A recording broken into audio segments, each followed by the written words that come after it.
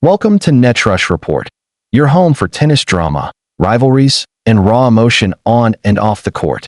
If you live for shocking twists, unforgettable comebacks, and bold commentary, hit that subscribe button and ring the bell so you never miss a single serve of the action. The Korea Open is not just another stop on the WTA calendar.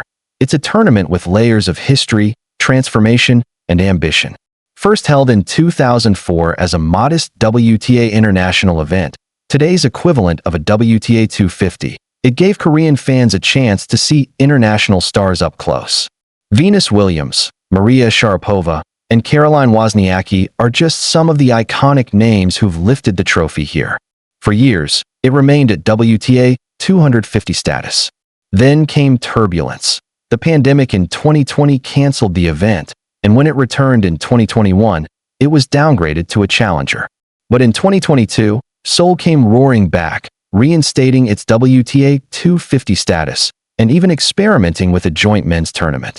Now in 2025, the Korea Open has made its boldest leap yet. It's a WTA 500 with bigger names, higher stakes, and a prize pool that reflects its ambition.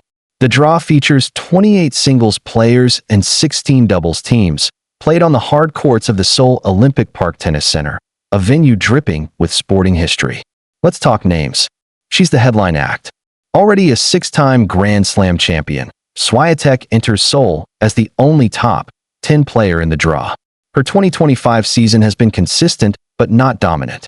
Wimbledon and Cincinnati showed her brilliance. Now, Seoul could prove her hunger before the WTA finals. Emma Raducanu, the 2021 U.S. Open champion, is back in the spotlight. Raducanu shocked fans by declining to represent Great Britain in the Billie Jean King Cup finals, instead choosing the Korea Open as her battleground. The wild card could prove risky, but it's a statement. She wants match play, ranking points, and maybe even revenge on a tour that's been unforgiving. The Brazilian lefty made history in 2024 when she lifted the Korea Open title. Now, she returns with the dream of becoming the first ever player to successfully defend this crown. Her aggressive baseline style and relentless fighting spirit make her one to watch. Barbara Krejcikova, former French Open champion, still dangerous. Daria Kasatkina, the crafty Russian, a master of spins and tactics. Clara Tauson, young gun with firepower, seeded third here. Ekaterina Alexandrova, second seed, known for her thunderous serve and flat ground strokes. This lineup might not be as star-studded as a slam, but it's packed with dangerous floaters and players desperate for momentum. Iga Swiatek opens against either Sorana Cîrstea or Zhu Lin. Both are tricky, but let's be real, Swiatek should advance. Clara Tauson, seeded third, could face Eva Liss or Ashlyn Kruger. If Tauson brings her aggressive game, she could crash into Swiatek later. Emma Raducanu starts her campaign against Jacqueline Christian. If she wins, a blockbuster second-round showdown against Barbara Krejcikova awaits. And looming in the quarterfinals? Swiatek. That's popcorn tennis right there. Sofia Kenin versus Laura Siegemund in round 1 is another fascinating duel of former slam champion versus crafty veteran. Ekaterina Alexandrova, second seed, could meet Lois Boisson in round 2. Dangerous match if Alexandrova isn't sharp.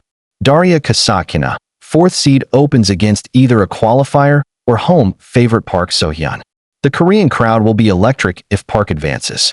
Beatriz Haddad Maia and Diana Schneider also lurk here.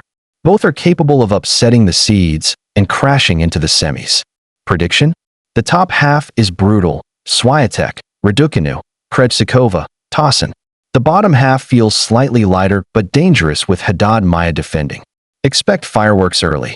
The Korea Open 2025 runs from September 15th to 21st. September 15th to 16th. First round, round of 32. September 17th to 18th, round of 16. September 19th, quarterfinals. September 20th, semifinals. September 21st, championship match. This tight one-week format means there's no time to breathe. Players must bring peak form from the first ball. This is where things get interesting. The Korea Open, as a WTA 500, offers a total prize pool of $1,064,510. Here's how it breaks down. Champion, 500 ranking points plus $164,000. Runner-up, 325 points plus $101,000. Semi-finalist, 195 points plus $59,010. Quarter-finalist, 108 points plus $27,940. Round of 16, 60 points plus $15,170. Round of 32, 1 point plus $10,190. For doubles, the winning team splits $54,300 and 500 points. For Raducanu, who needs ranking points, this could be career-changing. For Swiatek, it's about dominance and momentum heading into the year's final stretch. For Haddad Maia, it's about history. Fans worldwide can tune in. South Korea and Asia, local broadcasters plus WTA TV streaming. Worldwide, WTA official streaming platforms. The Seoul crowd always brings energy, and with Park So-hyun in the draw, expect national pride to fuel the atmosphere. Swiatek's hunt for title number 3 in 2025. Is this where she reasserts her dominance? Raducanu's risk. Will skipping national duty pay off or backfire? Defending champion pressure. Can Haddad Maia make history? Young guns rising. Tauson, Schneider, and others could wreck the script. Home hope. Park So-hyun has the chance to electrify the Seoul crowd. This tournament isn't just about matches. It's about legacy, decisions, risks, and opportunities. The Korea Open 2025 might not have the depth of a Grand Slam, but make no mistake, it's a pressure cooker where champions are forged, careers are revived, and legacies are defended.